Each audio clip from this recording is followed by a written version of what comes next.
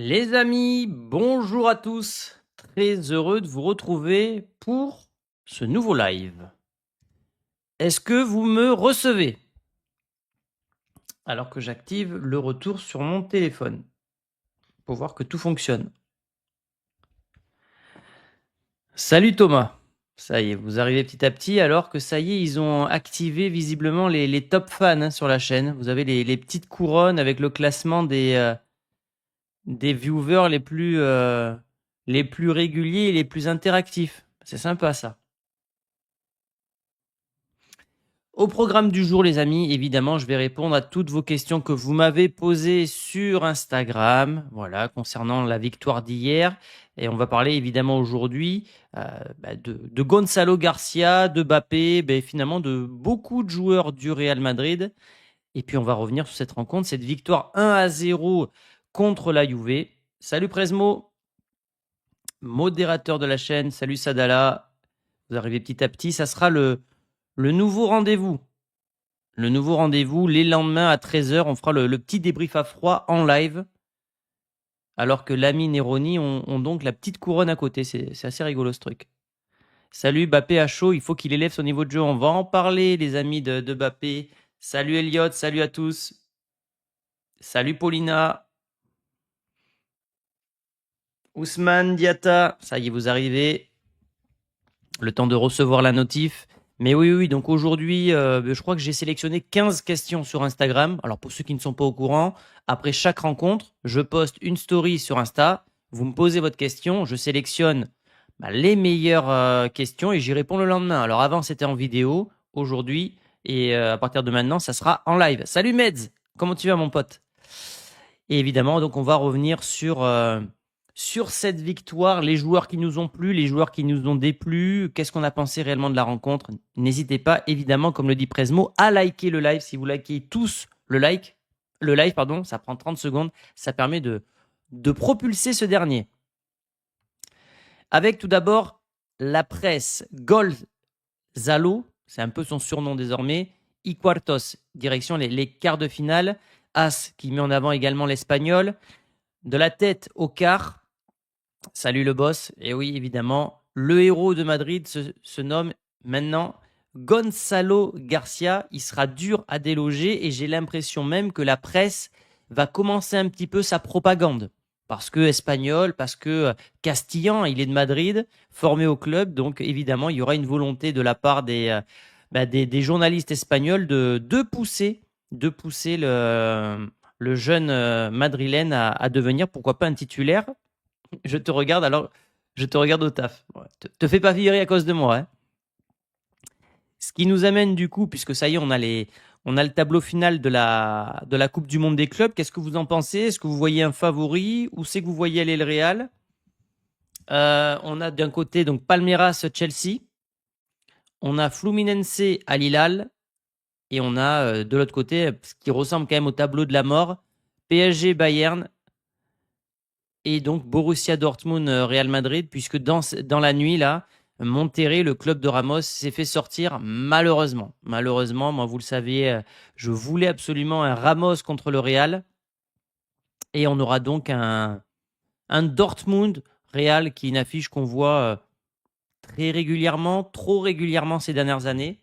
Donc, ouais, malheureusement, pas de Ramos en quart. Il y aura une histoire à raconter, même si, vous allez le voir, on va passer en mode fenêtre, parce qu'il y a les probabilités qui viennent de sortir. C'est les probabilités des quarts de finale. Est-ce que vous êtes d'accord? Parce que si on regarde les 4 affiches, d'après les bookmakers, le Real est largement favori, 71% de chances de se qualifier. C'est finalement l'équipe qui a le plus de probabilités ou de chances d'aller en demi-finale. Mon patron va me virer, je te regarde au boulot. Salut Paul Jonathan, très content de te revoir mon ami. Dortmund n'ont pas été bons contre Monterrey. Je n'ai pas vu le match, j'ai juste vu le résumé. Mais ouais, le Real qui est largement favori. Bon, je suis pas très surpris. J'aurais peut-être pas mis ces proportions. J'aurais peut-être mis moins 65-35. Mais et pour le reste, le PSG est favori contre Dortmund, contre le Bayern. Chelsea contre Palmeiras et Al Hilal contre Fluminense. J'aurais mis un Al Hilal à 60-40. Donc, plutôt d'accord avec ce qui se dit là. On verra la suite, évidemment. On en parlera sur la chaîne. Salut FootXGot. Eh bien, dis donc, on a quasiment toute la team au complet, là. Au niveau des modérateurs, c'est nickel. C'est nickel. On va passer sur le mode slide, puisque donc, on a vu l'arbre de la compétition. Et oui, tu fais bien de le dire, puisque Joby Bellingham est suspendu. Malheur. On n'a plus d'histoire à raconter. Malheur, ouais, parce que j'aurais voulu avoir la petite histoire à raconter entre le Bellingamico, si on peut dire ça comme ça, le duel entre les frangins qui se ressemblent énormément physiquement, mais qui en plus de ça ont le même style de jeu. C'est assez troublant de voir que Joby a le même style de jeu que Jude. Je sais que lui rêve aussi de jouer à Madrid. Est-ce qu'il y a un monde où, dans quelques années, on n'a pas les deux frères Bellingham du côté du Real? Je vous pose la question. Salut Régis. Donc, il y a cette première histoire. Et puis, il y a la deuxième, c'est Vinicius qui, contre Dortmund, réussit bien. 2 matchs, 4 buts, un hat-trick. Et puis, donc, ce but en finale de la Ligue des Champions. Donc, ouais, bon, c'est pas l'affiche que je voulais spécialement. J'aurais préféré un Monterrey. Mais on est à un match de réussir l'objectif. L'objectif, c'était d'atteindre les demi-finales d'un point de vue financier pour pouvoir peut-être faire un deuxième mercato après la Coupe du Monde des clubs.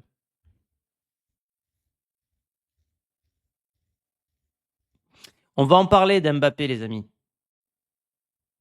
On va en parler. Allez, on continue avec la première question, ou plutôt la première remarque qui m'a été faite. Di Gregorio a dû regarder ta vidéo. Parce que oui, pour ceux qui n'ont pas suivi, je me suis un petit peu moqué de l'effectif de la Juventus, en étant évidemment gentil, mais j'ai dit que Di Gregorio, ce n'était pas de la trempe des Buffon ou des Dinosaures, les gardiens légendaires de la Juventus. Oui, on va parler de Fran. Et il a réussi 10 arrêts hier contre le Real. 27 en 4 matchs de la Coupe du Monde des clubs. En fait, il est pas loin d'être le meilleur gardien de la compétition en termes d'arrêts. Donc, je me suis un petit peu trompé à son sujet et j'irai voir la suite de sa carrière pour voir s'il évolue ou pas. Mais en tout cas, ouais, Di Gregorio qui m'a fait mentir. Première vraie question. Penses-tu que notre défense est solide car en quelques passes, ils étaient face au but? Alors, je pense que tu parles des offensives de la Juventus. Moi, ce qui m'a marqué, j'en ai parlé dans le débrief hier, c'est pas que la défense... On arrive en fait finalement au même problème que l'année dernière. C'est pas un problème de défense, c'est un problème d'équilibre dans l'équipe. Et ici, sur cette occasion-là que j'ai screené sur DAZN, on voit que, ça y est, le milieu de terrain du Real ne fait pas les replis, qu'il y a une supériorité des joueurs de la Juventus et que donc cette défense est beaucoup plus exposée. Donc est-ce que le problème c'est la défense ou est-ce que le problème c'est que regardez Jude où il est, regardez Arda qui presse pas, est-ce que finalement le problème il vient pas de là aussi? Je vous pose la question. Parce qu'on accuse souvent la défense de Madrid, mais moi je trouve que l'équipe quand elle est coupée en deux, quand les milieux ne défendent pas, c'est compliqué quand tu es défenseur aussi de te retrouver face à 5-6 adversaires d'un coup. Régis qui me dit Bamos. Oui, oui, Bamos, oui. J'ai sorti mon premier Bamos hier. Salut Thomas, je te suis depuis le Liberia. J'adore le système de Xabi Alonso.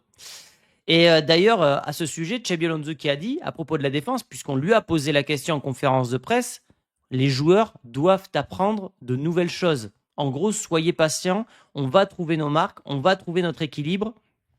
Et c'est normal si aujourd'hui, tout n'est pas parfait. En tout cas, c'est un discours qui paraît être plus politique qu'autre chose. Mais oui, il va falloir qu'au niveau du milieu de terrain et de l'attaque, que les lignes soient beaucoup plus resserrées pour pas que justement on se fasse ouvrir comme ça par nos adversaires lors des transitions. Salut Blade. Au niveau des occasions, finalement, oui, la défense a été mise en difficulté, mais regardez, le nombre de d'XG attendus côté Juventus, c'est même pas 1, c'est 0,77, ce qui est très faible. Le nombre de frappes cadrées côté Bianconeri, c'est 2, c'est pas beaucoup non plus. Donc, bon, oui, on a tendance à beaucoup taper finalement sur nos défenseurs, sur nos joueurs. C'est pas la catastrophe industrielle annoncée. Deuxième question. T'en penses quoi du match de Rudiger? J'ai pas été emballé. Rudiger, hier, je l'ai mis dans mes flops. Je l'ai mis dans mes flops avec qui? Avec Vinicius. En fait, je me suis rendu compte, et vous allez me dire ce que vous pensez de Rudiger, que c'est plus maintenant un défenseur qui a besoin de duels, comme lorsqu'il rencontre Haaland. Il a besoin d'avoir cette attraction avec un adversaire, et quand il est dans son quotidien, je trouve qu'il est moins bon. Surtout lorsqu'il joue très haut, comme avec le nouveau système de Xabi Alonso. Après, il ne faut pas le massacrer et lui tomber dessus. Pourquoi? Parce qu'il revient de blessure. Il s'est fait opérer de son genou. Je pense que là, ça fait un match et demi qu'il est de retour. Je pense qu'il faudra juger Rudiger sur le mois de septembre-octobre, clairement. Mais là, c'est bien trop tôt pour le juger. Et peut-être que Asensio, puisque je vois qu'on en parle avec Hardy, est un joueur qui sera plus à même d'être bon dans le fait de jouer haut avec Xabi Alonso.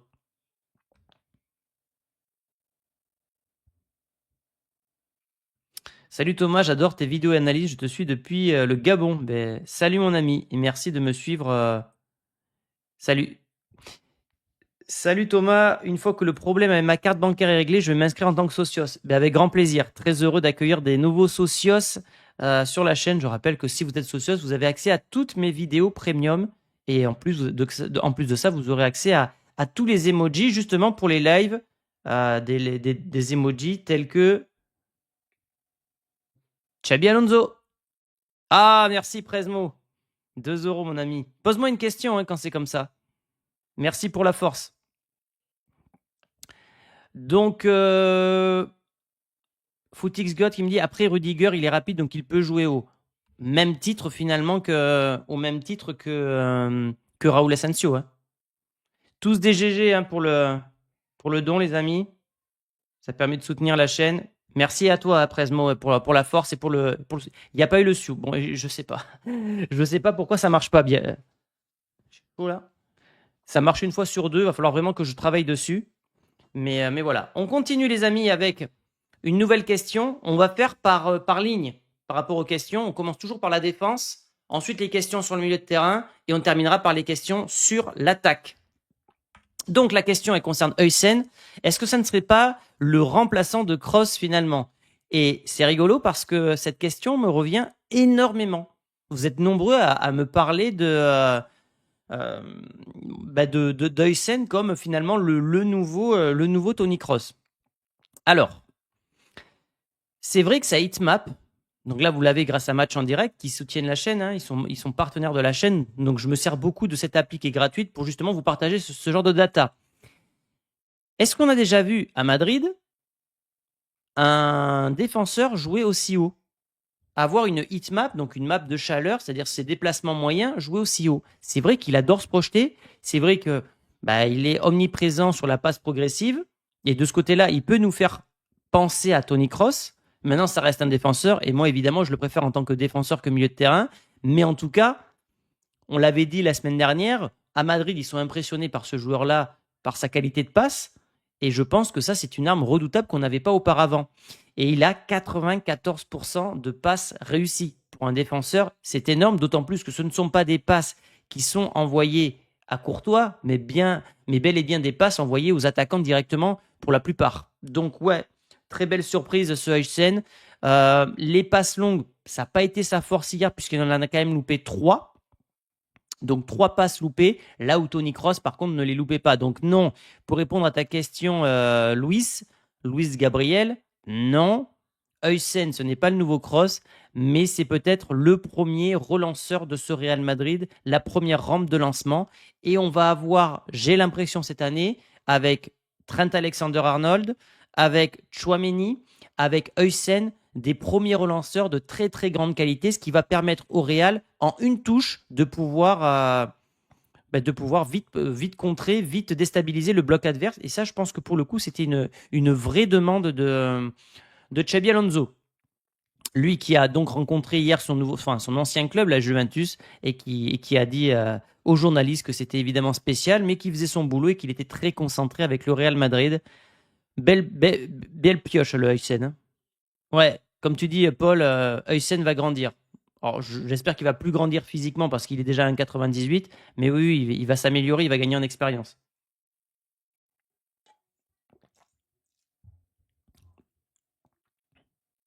Il n'envoie pas une mine dans les tribunes.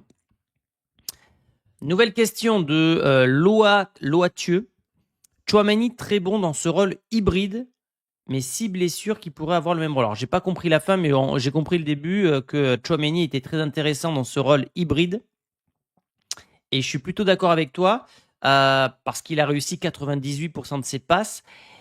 Il a quasiment tout réussi. Ça a été il a été excellent. En fait, j'ai l'impression que Tchouaméni dans cette défense à 3, c'est pas je pense, c'est factuel. Il est protégé par Heusen, il est protégé par Rudiger, ce qui fait que même s'il fait une erreur, finalement, elle sera moins grave que par le passé. Là où sur une défense à 2, la moindre erreur t'exposait évidemment vis-à-vis de Courtois. Et si on regarde la hitmap de Tchouaméni, c'est une hitmap finalement d'un défenseur, hein. D'un milieu de terrain. C'est pas la hitmap d'un défenseur. Pourquoi? Parce que le Real hier, et ça je vous l'avais présenté avec match en direct, ils ont joué très haut contre la Juventus. Donc finalement, il n'est pas tant perturbé que ça, Tchouaméni, par son nouveau rôle, parce qu'il va jouer haut sur le terrain. Et il a cette bonne passe de relance. Non, pas toi Thomas, la culture de l'instant c'est très footix. Celui qui pense que Gonzalo peut faire sauter Mbappé est bête. J'ai pas dit ça, déjà je pose la question dans le titre et on va débattre de Gonzalo dans quelques minutes. Et tu auras mon avis, Ahmed. Nouvelle question, tu penses quoi de la transformation de Fran? Perso, je le trouve plus qu'intéressant, nous dit Shadi. Ouais. Alors Fran, pareil, belle pioche depuis qu'on a Xabi Alonso. Il enchaîne les belles performances. Regardez, c'est que des gros matchs.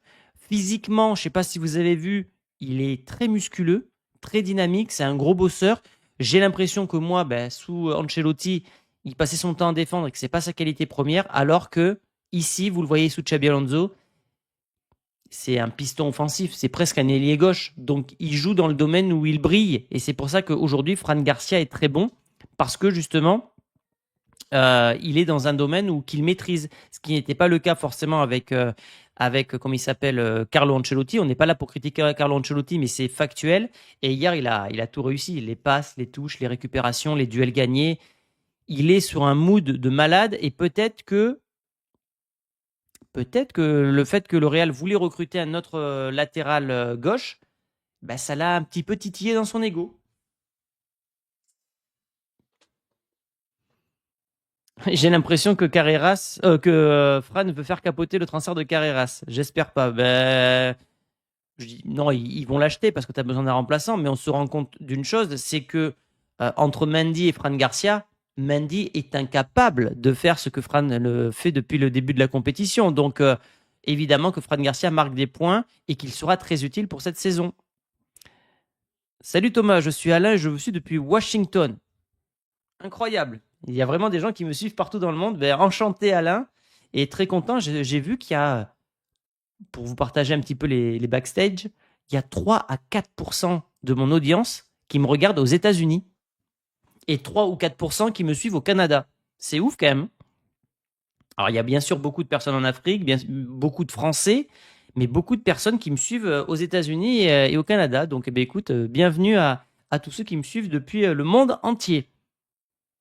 Le duo.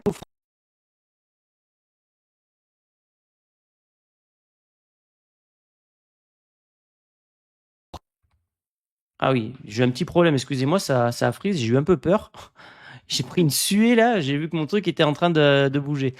Arda et Garcia sont les grands gagnants depuis l'arrivée de Xabi Alonso. Vrai. Arda, on va en parler puisqu'on passe désormais au milieu de terrain.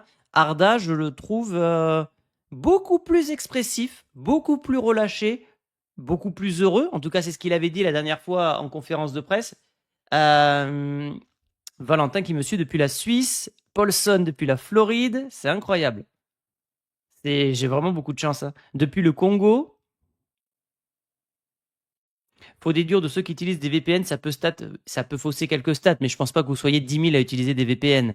Et donc, ouais, Arda Güler qui est beaucoup plus expressif dans ses célébrations, on le sent libéré parce que sur les 11 derniers matchs du Real Madrid, Arda Güler est titulaire 11 fois. Donc, évidemment, on le voit, depuis l'arrivée de Xabi Alonso, Arda est gagnant, ça c'est clair et net, je suis d'accord avec toi, Cham Zavoul. Et Garcia, on en a parlé juste avant, Garcia est aussi un grand gagnant parce que sa cote a remonté du côté de Madrid. Et vu la Coupe du Monde des clubs qu'il est en train de nous sortir, j'imagine mal maintenant le Real Madrid le vendre et garder un Ferland Mendy. Donc oui, je suis d'accord avec toi, les deux sont des gagnants. Ce que j'aime chez Arda Güler, c'est qu'il est capable à tout moment de déclencher un petit dribble. C'est pas un joueur qui est rapide, qui est dans la percussion, mais c'est un joueur qui va pouvoir sur quelques mètres faire la différence individuelle. C'est un joueur qui va être capable de frapper. Il a mis une reprise de volée en seconde période. Et puis c'est évidemment un joueur qui est capable d'organiser le jeu. Lui aussi hier, c'est quasiment un match parfait en termes de stats. 7 duels gagnés, un dribble réussi, 9 sur 11 en passe longue réussie, 3 passes clés, 91% de passes réussies. Aujourd'hui, et avec la future absence de Bellingham, notre maître à jouer, c'est lui, c'est Arda. Bilali qui nous dit c'est un génie. Depuis Haïti, depuis le Gabon, depuis l'Angola, c'est dingue. Depuis le Canada, Ocho. Donc ouais, Arda, c'est une vraie satisfaction et très heureux de le voir à ce niveau-là. Et il y avait une question derrière d'Aristote qui me disait, mais est-ce qu'il n'est pas trop en retrait? Est-ce qu'il n'est pas trop en retrait, Arda? Et en fait, moi, je trouve que non. Parce que, regardez l'organisation, ça, ce sont ces passes qu'il a réalisées dans la rencontre. C'est quasiment que des passes vers l'avant, des passes longues, des passes courtes. En fait, c'est lui notre organisateur aujourd'hui, Arda Güler. C'est lui qui distribue le jeu. Et quand je dis que c'est un petit peu notre nouveau Pirlo, c'est qu'en fait, il joue vraiment devant la défense. Alors, est-ce que je vais avoir la hitmap? Voilà, ça, c'est la hitmap d'Arda Güler. Vous voyez comment il joue bas? Il joue super bas. Et donc, il est super intéressant par son profil parce qu'il est capable à la fois d'organiser le jeu et d'être le premier relanceur devant la défense. Donc, ça fait encore un gars qui a du ballon après Huysen, après Tchouaméni, après Trent Alexander-Arnold. Et en plus de ça, il est capable d'aller à la finition et même de faire des dribbles. Donc aujourd'hui, c'est un profil qui est très complet. Il va gagner évidemment en expérience parce que, je rappelle, qu'il n'a jamais été un titulaire indiscutable du côté de Madrid. Il a souvent été remplaçant les 2 dernières années. Imaginez-vous le niveau qu'il peut atteindre si il joue 6 mois d'affilée en étant titulaire. La confiance qu'il va absorber et les prestations qu'il va nous rendre. Donc ouais, vraiment très confiant et donc plutôt d'accord avec vous. Il est une réussite depuis l'intronisation de Xabi Alonso. Et c'est une réussite, ouais. Après, voilà, maintenant, est-ce qu'il joue trop en retrait? Je ne suis pas forcément d'accord avec ça. Une phrase de Xabi Alonso qui m'a intéressé, qui m'a interpellé, c'est qu'on lui a dit, est-ce que Arda, c'est l'organisateur, c'est le seul organisateur? Il a dit non. En fait, je ne veux pas que ça soit un seul joueur qui soit à l'organisation de mon équipe. Je veux que ça soit toute l'équipe. Donc, il veut que ça soit Fede, Jude, Tchouaméni, Ceballos, histoire de retirer un petit peu la pression à Arda, et histoire surtout que, et ça c'est très malin, c'est comme quand tu es dans une entreprise, il ne faut pas mettre tous les œufs dans le même panier, mais lui il ne veut pas mettre tous les Ryan depuis la Belgique, salut mon ami, et, il met toute l'organisation sur tous les joueurs. Comme ça, s'il y a un problème, il y a un joueur qui est absent, on ne va pas le ressentir. Donc il veut vraiment créer un collectif, et ça il répète souvent, c'est le collectif qui fera briller les individualités. Donc voilà. Penses-tu que Arda et Mastantuono pourront jouer ensemble de manière complémentaire? Pareil, très très bonne question. Mastantuono qui va arriver donc le 18 août. On l'a presque oublié, mais c'est une recrue du Real Madrid. Et on va essayer de voir. Alors attendez, on va essayer de voir comment les deux pourront jouer. Et en fait, en bossant le sujet tout à l'heure avant de faire le live, j'ai trouvé une compo où on peut faire jouer d'une part Mastantuono, mais également Arda Güler. Je vais vous le mettre. Normalement, vous allez le voir. Alors, je vais vous montrer. Donc, dans les cages, évidemment, on aura Courtois. On va passer en 3-5-2, puisque c'est le schéma, on va dire, un peu préférentiel de Xabi Alonso. Tchouaméni. Là, ici, Huysen. Et ici, on va mettre Rudiger. Que ça soit Rudiger ou Raúl Asensio, ça ne change pas grand-chose. Mais c'est là que ça va devenir intéressant. Francisco Garcia, Trent. Voilà. Donc là, on arrive au milieu de terrain. Je mets mon attaque à 2, Vinicius, Mbappé, parce que je pense que dans l'esprit des dirigeants, ça sera l'attaque titulaire et tu auras un autre profil avec Gonzalo Garcia, mais on y reviendra tout à l'heure. Et donc là, on a nos 3 milieux de terrain. Mastantuono, il ne peut pas jouer à la place de Trent Alexander-Arnold dans ce schéma-là parce que Arnold va défendre en tant que 5e défenseur. Mastantuono, je ne l'imagine pas jouer à la place de Mbappé. Mais je vois bien Güler ici. Je vois bien Valverde là. Et je vois bien Mastantuono ici. Alors évidemment, quand je dis ça, Mastantuono. Bellingham est blessé. Bellingham, après le mondial des clubs, sera blessé, enfin sera out pendant 3 à 4 mois. 3 mois. Donc, c'est pour ça que je vous dis que les deux peuvent jouer ensemble. Dans un rôle, je ne sais pas si vous voyez ma souris, où Güler va jouer dans cette zone-là, donc devant Tchouaméni, devant la défense, et va remonter ici. Je regarde juste dans mon retour s'il y a la souris. Ouais, c'est bon. Donc un Güler qui va jouer plus là. Et on le sait, Mastantuono peut jouer un peu plus haut. Et puis, comme le dit très intelligemment Mustapha, on peut même passer dans un 3-4-3 avec cette formation-là, Mastantuono, ailier droit, qui peut redescendre en tant que numéro 10. Oui, mais... et puis donc, si Bellingham revient, bien après, tu peux changer soit Valverde, soit Güler, problème de riche. Mais je pense que Mastantuono et Güler peuvent cohabiter ensemble et que l'un ne va pas forcément sans l'autre. Donc ouais, j'ai hâte de voir ce qu'il va donner, mais en tout cas, je pense que les deux sont compatibles. Je regarde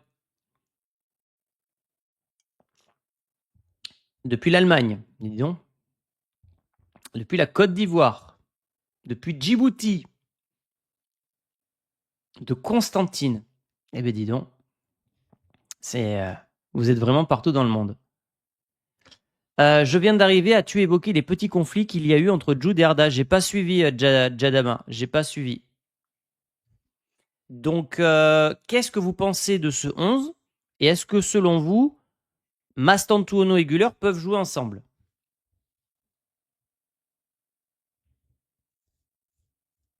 C'est normal, tu es le boss, David. Merci beaucoup, David, qui est membre de la chaîne. Hein. Merci beaucoup pour le soutien.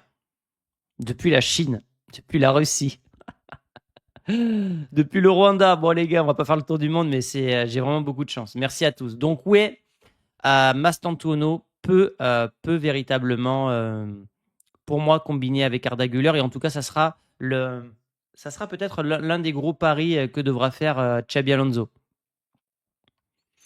Mbappé sera-t-il irremplaçable? Super question de Lolo 34381. Est-ce qu'on n'arrive pas à la question qui fait mal? Mbappé.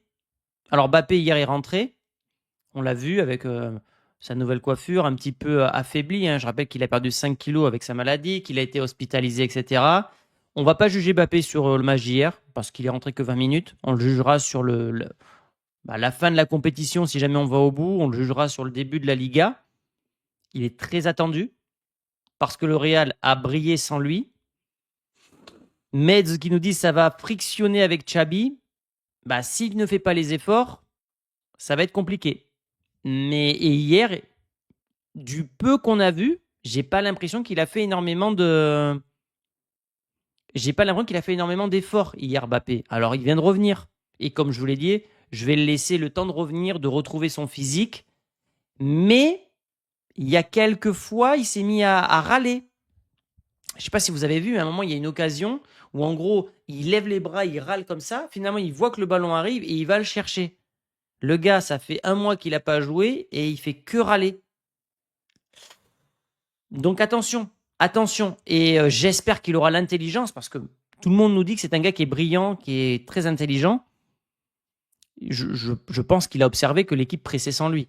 Même si sur le match d'hier, ça ne s'est pas forcément vu, parce que le pressing hier n'était pas très bon, mais contre Salzbourg, ça s'est vu. Et je pense que ce qu'on a vu contre Salzbourg, c'est ce que veut réussir à mettre en place Xabi Alonso à l'avenir.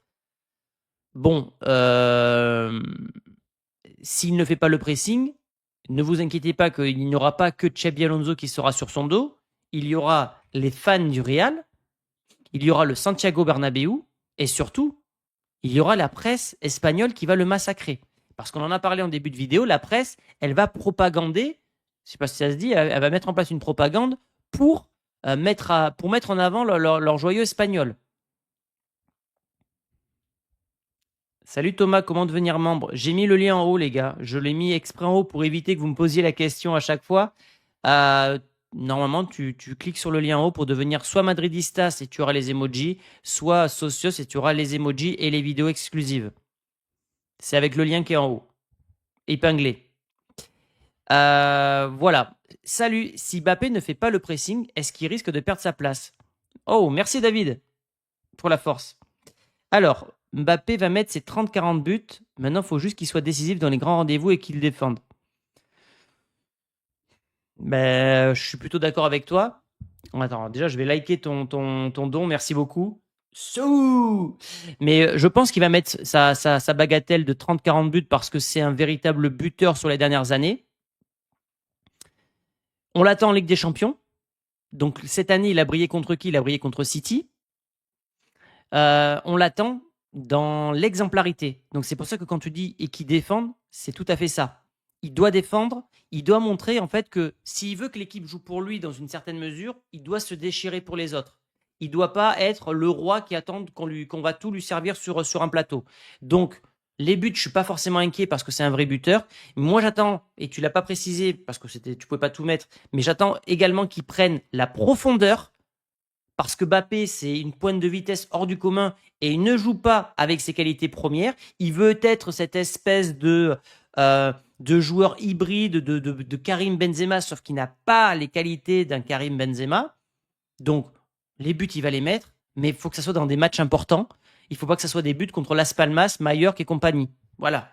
Donc, merci pour la force, David, et plutôt d'accord avec ton commentaire. Donc, j'en reviens à la question qui m'a été posée sur Instagram. Salut, si Mbappé ne fait pas le pressing, est-ce qu'il risque de perdre sa place? J'ai du mal à le croire quand même parce que ça reste le chouchou et le projet de Pérez. Maintenant, si vraiment dans l'attitude, c'est catastrophique et que ça met à mal le collectif que veut mettre en place Xabi Alonso, étant donné que dans la communication qui se fait actuellement du côté de Madrid, on met en avant le collectif. Sur les affiches promotionnelles, c'est Xabi Alonso qui est le plus, qui est dessiné en plus gros pour montrer que c'est lui le centre du projet, que c'est plus Mbappé. Je pense qu'à un moment donné, Mbappé va devoir se remettre en question. Et si jamais, avec un nouvel entraîneur, à 26 ans, sans Ligue des Champions, sans Ballon d'Or, alors que le PSG vient de gagner la Ligue des Champions, tu ne te remets pas en question et tu penses que ta méthode est la bonne et qu'il ne faut pas défendre quand tu es un attaquant, parce que je rappelle que Mbappé, dans sa bande dessinée, dit qu'un attaquant ne doit pas défendre. S'il reste sur cette position-là, c'est que ce gars-là, on l'a surcoté dans les médias, qu'on l'a fait passer pour un génie alors que c'est peut-être un abruti. Maintenant, je ne dirais pas que c'est un abruti et je laisse le bénéfice du doute, je laisse la chance au produit. On l'a vu jouer hier que 20 minutes, mais je pense qu'il fera les efforts. Je pense qu'il fera les efforts. Je n'imagine pas un monde où Mbappé ne fait pas les efforts. Ce n'est pas possible. D'ailleurs, on a posé la question à Xabi Alonso, est-ce que vous allez mettre Gonzalo sur le banc à la place de Kylian, enfin remplacer Gonzalo par Kylian? Il a dit, je ne pense pas à mon prochain 11, histoire de bien écarter la question qui fait mal. Mais la prochaine rencontre, est-ce que tu peux sortir Gonzalo? Puisqu'on y arrive à la question de Gonzalo, dites ce que vous voulez, mais je ne veux plus que Gonzalo sorte du 11 jusqu'à ce qu'il fasse des erreurs. On y arrive, les amis. Votre avis sur Gonzalo? Est-ce que Gonzalo... Ben écoutez, je vais créer le sondage. Je vais marquer qui doit sortir du 11 et vous allez voter. Alors, laissez-moi 2 secondes, le temps de créer le sondage. Alors, engagez votre audience. Démarrez un sondage.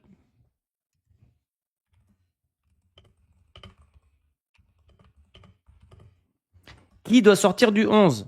Vinicius, Mbappé ou Gonzalo? À vous de voter, les amis. C'est parti.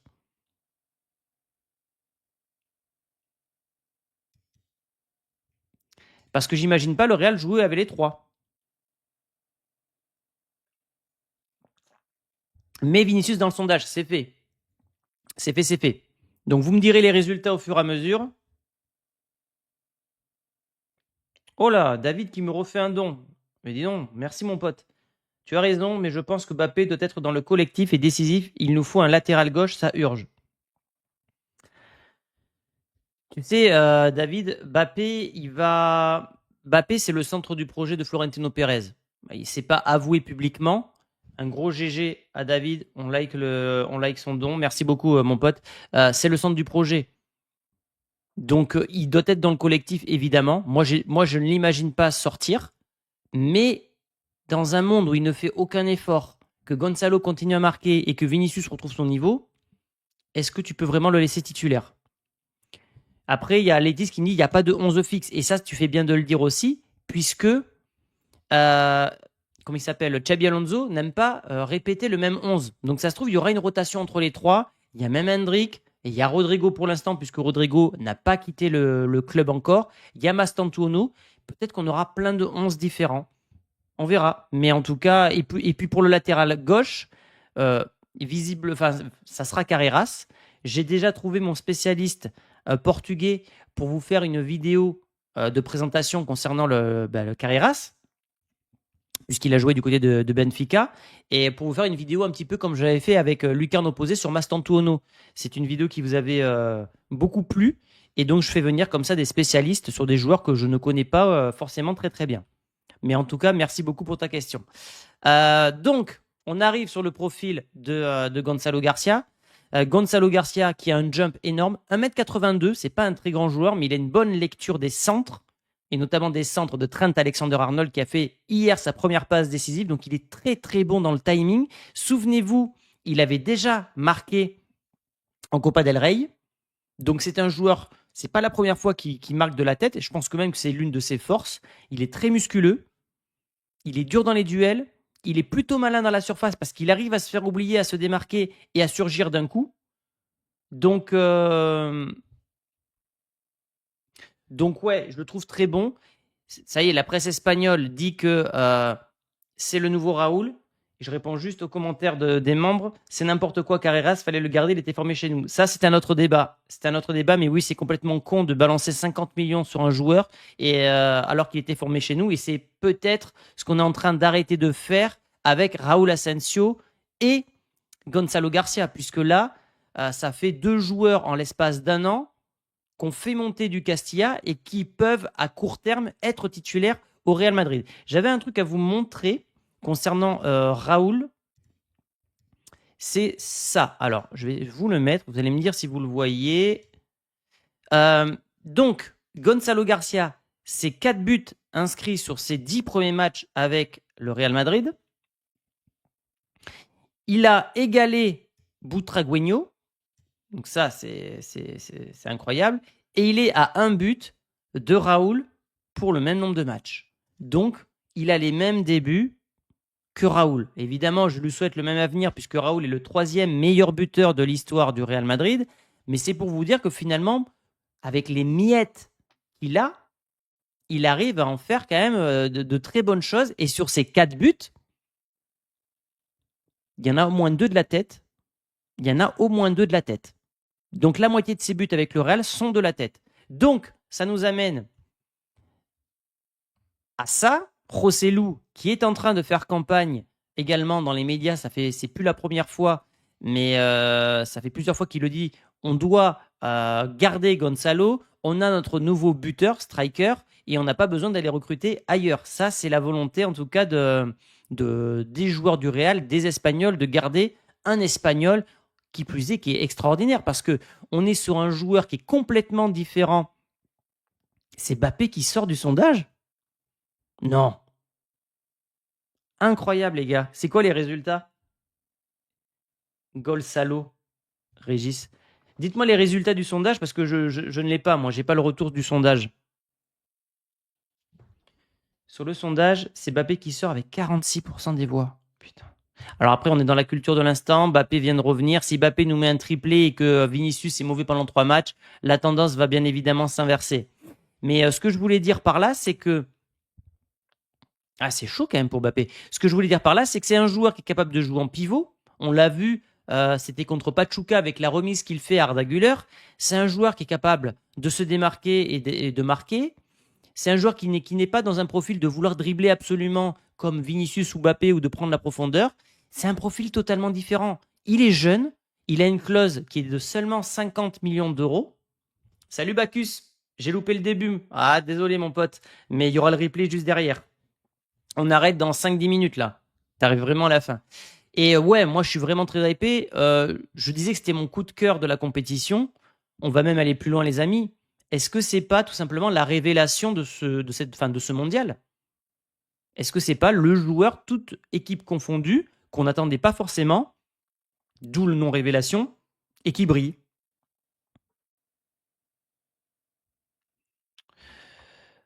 Donc, buteur face à Al Hilal, passeur face à Pachuca, buteur face à Salzbourg et buteur face à la Juventus. Lui a dit que son idole, c'était Ronaldo, qui s'attendait à bien jouer, mais qui ne pensait pas marquer autant pour ses débuts avec le Real Madrid en équipe pro. Et surtout, il a dit, c'est une opportunité unique de briller et je la saisis à 300%. Et on en revient toujours à la même chose. Quand le Real donne sa chance aux jeunes, comme Raúl Asensio, comme Jacobo Ramon, les gars, ils doivent tout donner. Raúl Asensio a eu cette force de bien réussir. Jacobo Ramon, pour moi, il a loupé le coche. Et je trouve que, comme il s'appelle, Gonzalo Garcia est en train de réussir. Donc, franchement, aujourd'hui, je ne vois aucun monde où Gonzalo ou Golzalo sort de l'équipe première. Pour moi, c'est le numéro 9. Et ce qui est une bonne nouvelle en soi, parce que ça veut dire que le budget alloué pour un attaquant peut être redistribué pour un milieu de terrain ou un autre poste. Parce qu'aujourd'hui, tu as Vinicius Mbappé, tu as Gonzalo, Hendrick. Je ne compte pas Rodrigo parce que vu qu'il n'a pas joué hier, pour moi, c'est acté qu'il va partir. Le message est fort. Donc, ouais, mais vraiment très surpris. Et je ne sais pas si c'est une pépite, un gars qui va marquer, j'en sais rien, 200 buts dans son histoire avec le Real. En tout cas, ses débuts font penser à ceux de Raoul. La petite anecdote, c'est que quand il était jeune, il avait pris une photo avec Xabi Alonso, sans penser que plus tard, ça serait l'entraîneur qui le ferait jouer en équipe première. Ça, c'est le genre d'histoire que j'aime bien côté Real Madrid. Mais oui, oui, oui, il y a beaucoup de similitudes entre les deux. Raoul avait un très bon jeu de tête sans être forcément très grand. Et je pense qu'on est... si le gars continue comme ça, je me demande si Xabi Alonso peut le sortir du 11. Parce que là, je me pose même la question, est-ce que selon vous, contre Dortmund, il doit aller sur le banc? Pour moi, c'est impossible qu'il aille sur le banc. Après ce qu'il a fait, je ne vois pas dans quel monde tu peux le mettre remplaçant.